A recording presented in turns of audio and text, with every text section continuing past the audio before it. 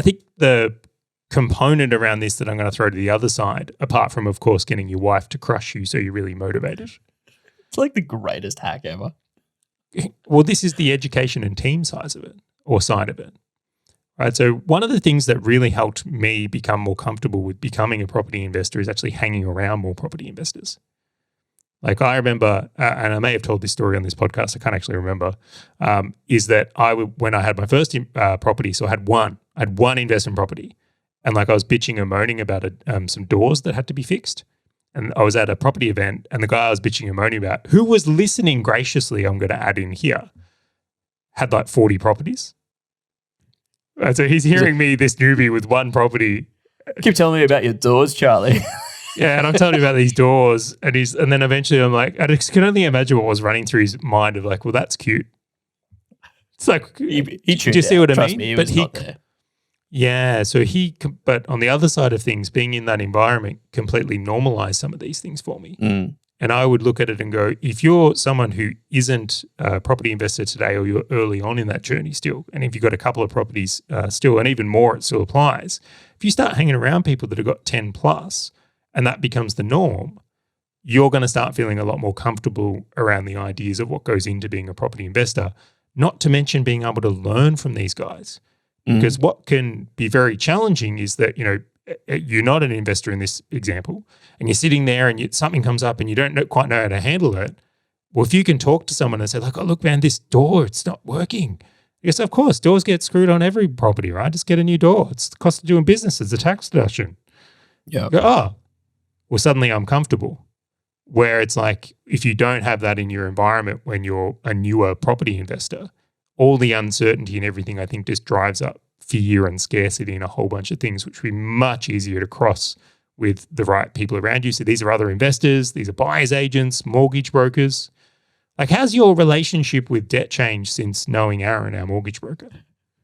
So my first one was actually not bought with Aaron as the mortgage broker. And dude, like I was still frustrated months after I purchased that thing, after I realized all of the second order consequences that happened with me and my fixed rate interest only mortgage, and how I couldn't like refinance, get out and do all these things, which is going okay now with the interest rate increases. But at the time I didn't know interest rates were going to increase.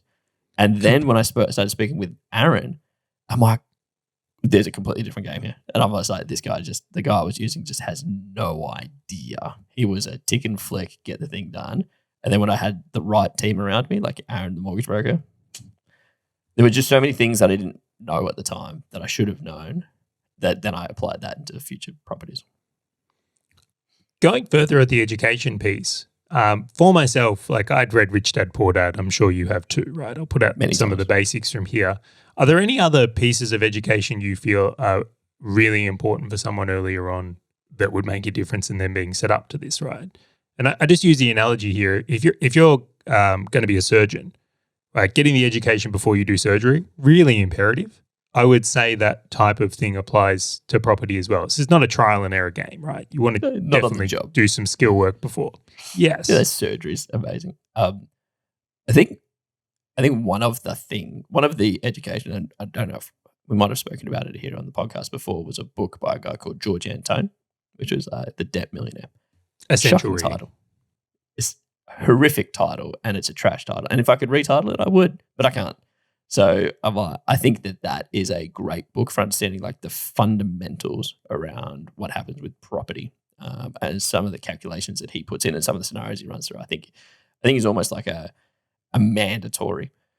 I also think that, to your point, I'm going to pull on your thread around like the team around you. I think having a list of questions to ask them. So it's almost like doing an audit of your own brain of going, what am I concerned about? What am I worried about? What are the things that I don't know how to solve?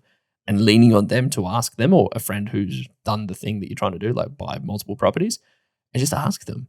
They're there to help. Like they're actually there to guide you on it. And then the final one I'd probably say is just keep your finger on the pulse in regards to like what's going on, what are people saying about stuff. So like podcasts like this, Property Investing, and even other podcasts kicking around. I think just if you listen to them, it's going to give you a bit of a guiding principle, noting that not all of them will give you the advice and insights and stuff that you need, because they shouldn't be providing advice. But I think that some of them just have too risk-on strategies, and you need your own guiding principles on that.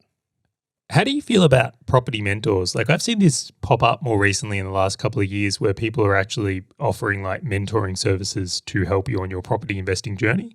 I don't know where that sits on the financial advice scale and what they can and cannot say and how helpful or not helpful they can be. But I do see value in mentors in general. And I would say that for you and I, we didn't get mentors necessarily in that capacity, but we had great guides. So for example, like Goose from Dashdot, he kind of acted as a bit of a mentor to us and helped guide us through this system to a degree.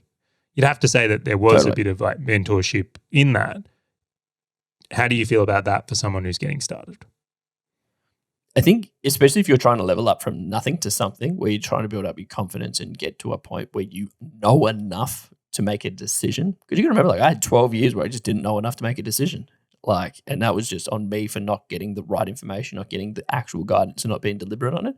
Like if you're so deliberate that you're willing to pay for a mentor and an advisor, I think it's a great thing because you're just going to learn and you're going to accelerate the rate of your understanding of what you're going to get into. The one thing I will say though, is I have spoken to a few people, and I shared this to you a couple of months ago, who did the thing and then got pushed into like house and land packages, and then like has been unpicking it. So it's like I say that you can't throw that in because there's good and bad at everything, right? It's like there's good mentors and bad mentors. Due diligence is a key. And that was going to be my point. Like I mentioned that only for a caution to the wind because I think majority of them are great. I just think that there are a couple that ruin it. And so I'm just putting that as a caveat to say, just be cautious around like the advice and be objective to your own self. Like don't just willy-nilly take someone else's thoughts and insights and apply that yourself. Be a smart person and take it on, absorb the information and disseminate it yourself before you go and make your own decision on it. All right, fellow property investor, if you loved the value from this short video and wanted to know more about how you can win at property investing, check out the full episode by clicking the link on your screen or in the description right now. Alternatively, click subscribe and you'll never miss another one of these videos.